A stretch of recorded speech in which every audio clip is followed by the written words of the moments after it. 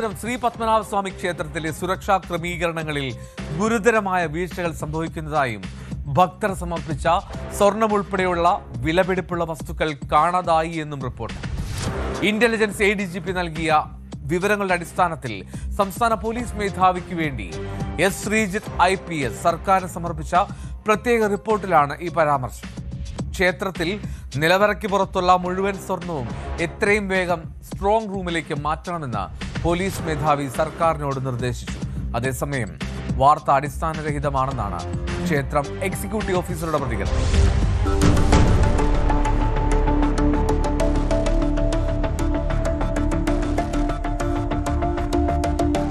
ക്ഷേത്രത്തിലെ പല വിലപിടിപ്പുള്ള വസ്തുക്കളും അറ്റകുറ്റപ്പണികൾക്കായി പുറത്തേക്ക് കൊണ്ടുപോയ ശേഷം തിരികെ എത്തിച്ചിട്ടില്ലെന്നാണ് പോലീസ് റിപ്പോർട്ടിൽ ചൂണ്ടിക്കാട്ടുന്നത്.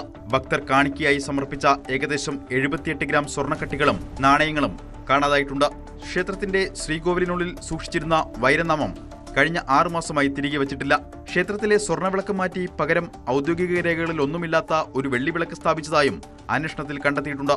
രാജകുടുംബാംഗവുമായി ബന്ധമുള്ളവർ സുരക്ഷാ പരിശോധനകൾ കൂടാതെ ക്ഷേത്രത്തിൽ പ്രവേശിക്കുന്നുണ്ട്. ഇവർ ക്ഷേത്ര ജീവനക്കാരുടെയും സെക്യൂരിറ്റി വിഭാഗത്തിന്റെയും ഒത്താശയോടെയാണ് സുരക്ഷാ മാനദണ്ഡങ്ങൾ ലംഘിക്കുന്നതെന്നും റിപ്പോർട്ടിൽ പറയുന്നു. ഒരാളെപ്പോലും സുരക്ഷാ പരിശോധനകളില്ലാതെ ക്ഷേത്രത്തിലേക്ക് കയറ്റരുത്. നിലവിലെ സാഹചര്യം കണക്കിലെടുത്ത നിലവറയ്ക്ക് പുറത്ത് സൂക്ഷിച്ചിരിക്കുന്ന സ്വർണവും വെള്ളിയും മറ്റ് വിലപിടിപ്പുള്ള വസ്തുക്കളും അടിയന്തരമായി ഒരു സ്ട്രോങ് റൂമിലേക്ക് മാറ്റണം. ഭക്തർ നൽകുന്ന കാണിക്കകൾ കൃത്യമായി രേഖപ്പെടുത്തി സുരക്ഷിതമായ ലോക്കറുകളിൽ സൂക്ഷിക്കണമെന്നും റിപ്പോർട്ട് ശുപാർശ ചെയ്യുന്നു.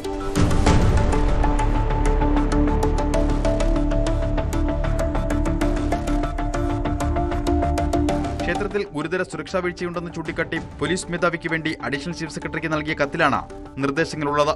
അതേസമയം വാർത്ത അടിസ്ഥാനരഹിതമെന്നാണ് ക്ഷേത്രം എക്സിക്യൂട്ടീവ് ഓഫീസറുടെ പ്രതികരണം. എല്ലാവരെയും പരിശോധനയ്ക്ക് ശേഷമാണ് അകത്തേക്ക് പ്രവേശിപ്പിക്കുന്നത്.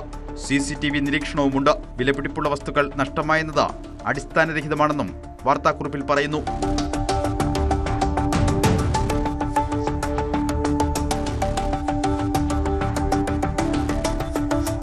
ന്യൂസ് 18 തിരുവനന്തപുരം.